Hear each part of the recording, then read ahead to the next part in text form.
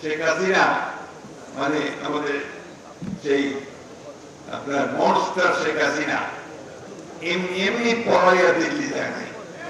আমরা নির্বাচনে যাবো না বা অমুকের মার্কা থাকতে পারবো ভাই, আমরা তো তোমাদের মার্কাতে বাধা দিইনি। ধানের শীষ এসে গেলে ওই যে বাংলাদেশের শত্রুরা আছে সেই শত্রুরা তাদের সমস্ত কনস্পিরেসি চক্রান্ত থেকে পরাজিত হয়ে চলে যেতে বাধ্য। বিএনপি সেই পার্টি যে পার্টি মানুষের কাছে যাওয়া পার্টি, গণতন্ত্রের জন্য এই পার্টির সঙ্গে মানুষের একটা সম্পর্ক আছে।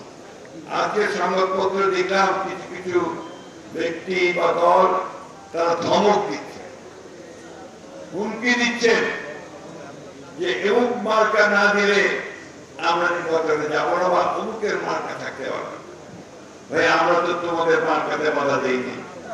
কোন মার্কা তোমাদেরকে দেবে নির্বাচন কমিশন, নির্বাচন কমিশন সিদ্ধান্ত নেবে। আমরা যে কথা বলি নাই যে তোমাদেরকে এই মার্কা দেওয়া যাবে না, তাহলে অযথা বিএনপি ধানের শীষকে নিয়ে টানাটানি কেন? টানাটানি এই জন্যে যে ধানের শীষ অপ্রতিরোধ, ধানের শীষকে ঠেকিয়ে রাখা যায় না। যেদিকে যাবেন গ্রামে গঞ্জে যেখানে সব একটাই স্লোগান উঠে থেকে দল লাগাইয়া দাও, ধান লাগাইয়া দাও, ঠিক কিনা বলেন? এই কথাটা প্রধান। ওই জন্যই ওকে উঠতে হবে, ওকে আটকে দিতে হবে। কারণ ধানের শীষ এসে গেলে ওই যে বাংলাদেশের শত্রুরা আছে সেই শত্রুরা তাদের সমস্ত কনস্পিরেসি চক্রান্ত থেকে পরাজিত হয়ে চলে যেতে বাধ্য। শেখ হাসিনা মানে আমাদের সেই আপনার মনস্টার শেখ হাসিনা এমনি এমনি পড়াইয়া দিল্লি যায় নাই, যেতে বাধ্য হয়েছে।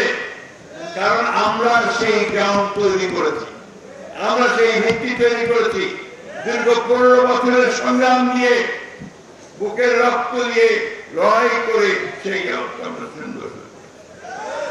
সুতরাং কেউ যদি আমাদেরকে প্রশ্ন করে, কোশ্চেন করে, এই কথা খুব স্পষ্ট করে বলতে পারবেন, জোর গলায় বলবেন গণতন্ত্র আমরা এনেছি, সংস্কার আমরা এনেছি, এই গণতন্ত্রকে প্রতিষ্ঠিত করব আমরাই, এবং এর জন্য প্রয়োজন হবে আবারও বুকের রক্ত দিয়ে আমরা গণতন্ত্রকে রক্ষা করব। বন্ধুগণ, কয়েকদিন লাফালাফি করলেই গণতন্ত্র হয় না। গণতন্ত্র করতে হলে অনেক অভিজ্ঞতা দরকার, অনেক ত্যাগ দরকার, মানুষের জনগণের কাছে যাওয়া দরকার। বিএনপি সেই পার্টি যে পার্টি মানুষের কাছে যাওয়া পার্টি, গণতন্ত্রের জন্য এই পার্টির সঙ্গে মানুষের একটা সম্পর্ক আছে।